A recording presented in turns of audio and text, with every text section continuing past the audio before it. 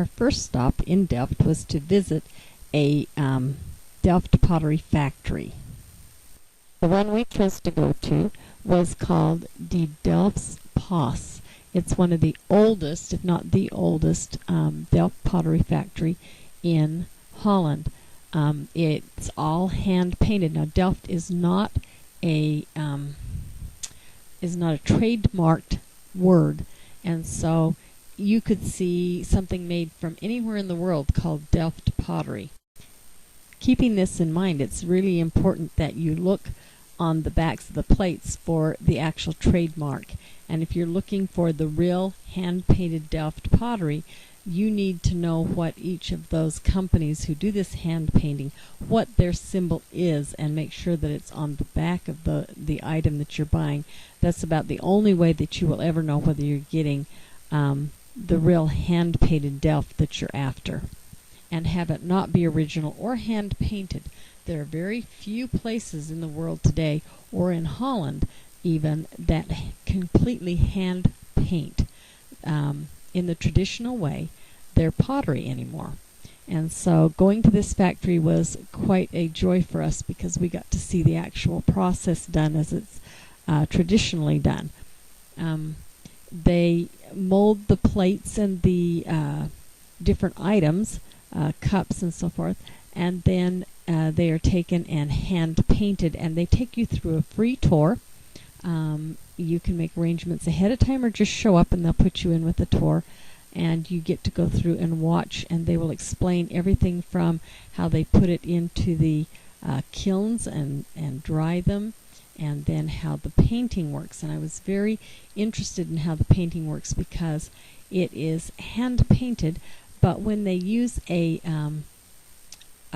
black ink on the porcelain, and then after they glaze it and fire it, it turns blue. But on the colored ones, they color them, and they use a colored paint, and when it's glazed and then baked, it just becomes brilliant colors. And so it's really interesting for them to explain and show you how that works. And then they actually have people there that are hand painting. What skill it takes. My word, they're doing little teeny lines and little teeny coloring, and they have a pattern that they're watching, but it's all hand done, and it is beautiful work. Going to this factory is quite an experience, and one that people should go to. If you're going to go to Delft or to Holland, it's what they're famous for, and so you should try it. It is in Delft proper, in Delft City in Holland. It's on Delftweg 133, and you can find them under delftpottery.com.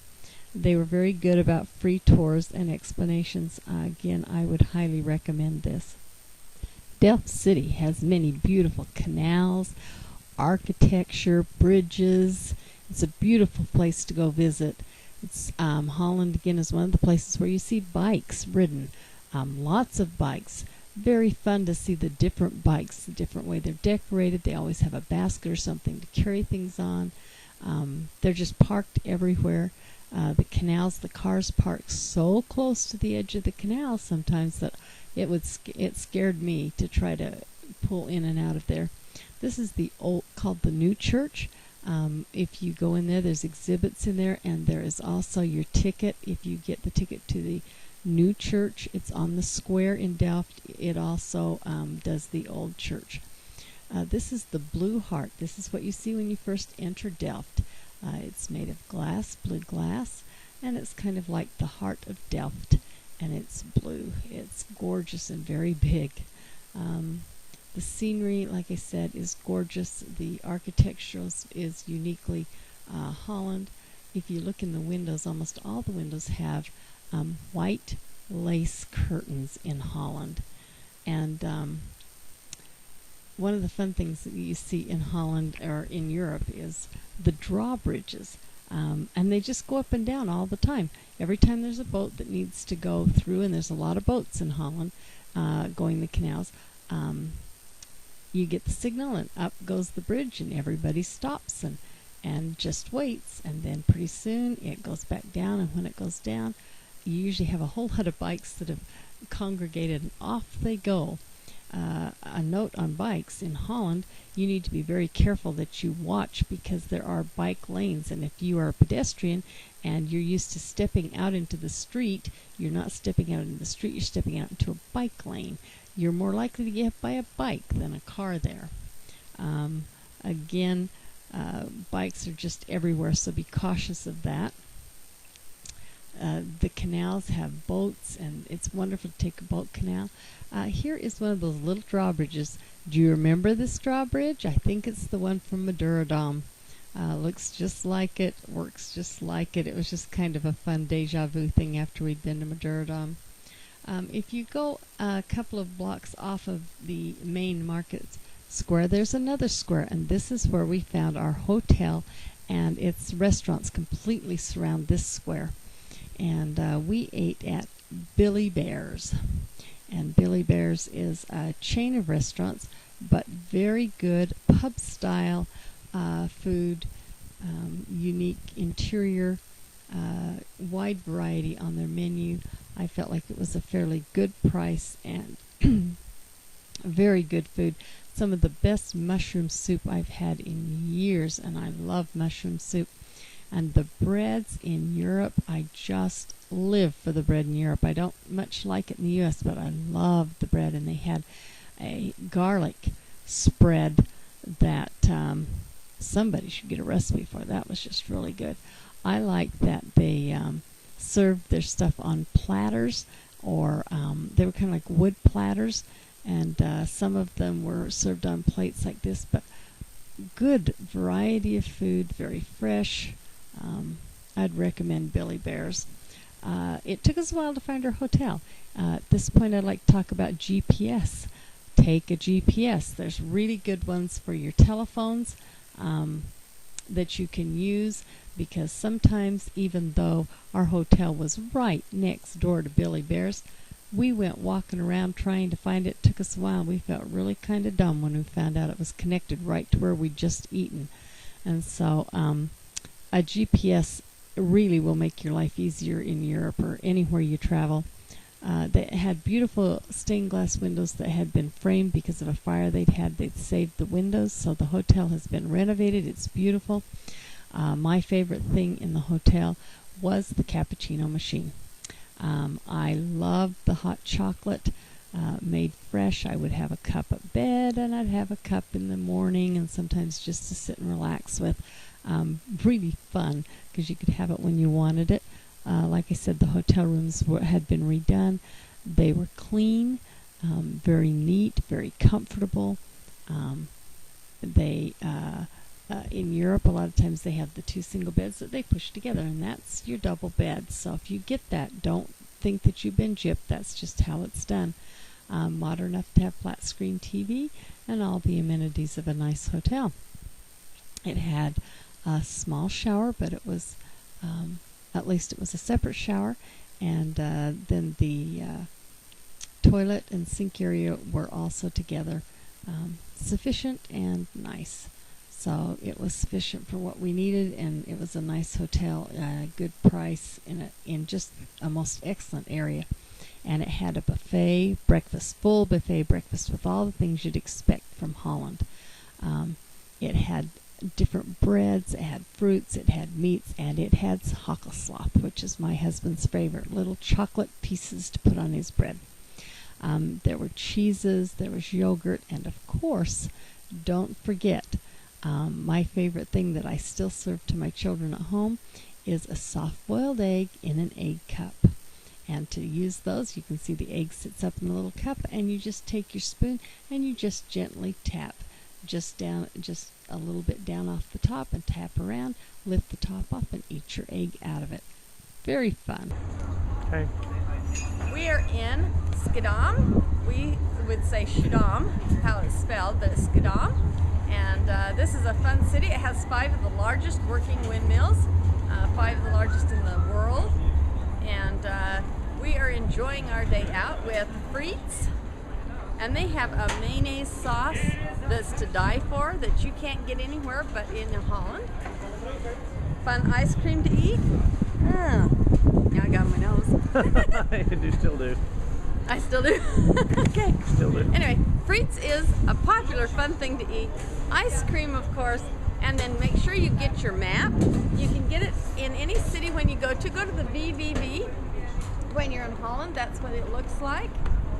At that is the information center. They'll tell you where to go. We got the map, took the walking tour, ended up having a snack at the snack shop on the street. So, Frites and ice cream in Schiedam.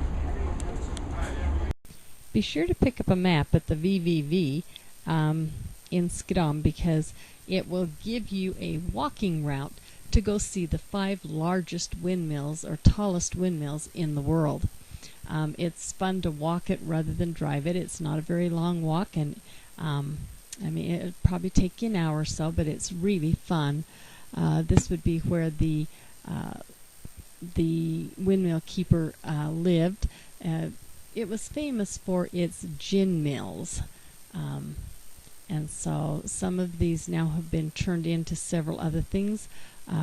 One of them is now a museum.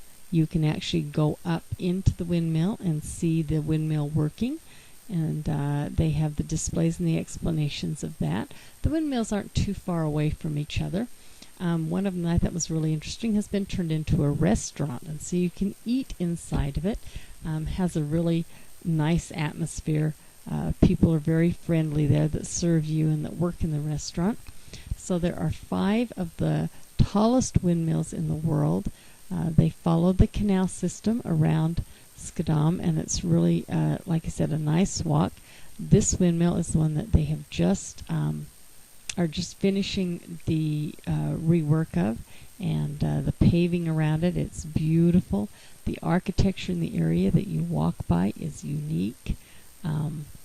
It seems like every building you go to, you see something kind of different and pretty. And, you know, every town's got its clock tower, usually a town hall. Most of the buildings have this kind of an architecture where it comes up at the top of the building and has a design. I am fascinated by doors. I love to see the different doors, and they have such ornate, beautiful doors on these buildings. And so that was a fun thing for me to go and see. But again, well worth your walk. Take your time. They have the maps at the VVV where you can go around. And you'll find that as you come in town, there'll be lots of signs to the information or the visitor center where you can do that. Now, we all know about the bridges that lift up again. This is another way you could go if you don't choose to walk. There are tour boats that go to the different areas around by the go through the city and go by the windmills. So you could also do it by canal boat tour. And while you're in your boat, there are people, or I should say birds, watching you as you parade by. There's a lot of animals and things. This is a bird that was building its nest, and the poor little guy would go back and forth and bring one little piece of weed at a time, and then she would stack it into a nest. Man, what a workaholic that is to get that done. Again, more wildlife to be seen just along the canals were beautiful. There was the babies and the turtles and the greenery and the water, and it was beautiful, beautiful, calm, quiet city for you to enjoy and relax. And then there was the people that would deliver things on the bicycles and carry things. I even saw them carrying children in the front of one of these bicycles going down the road, a whole family of them. And so we love to begin and end our tours and our days with an ice cream.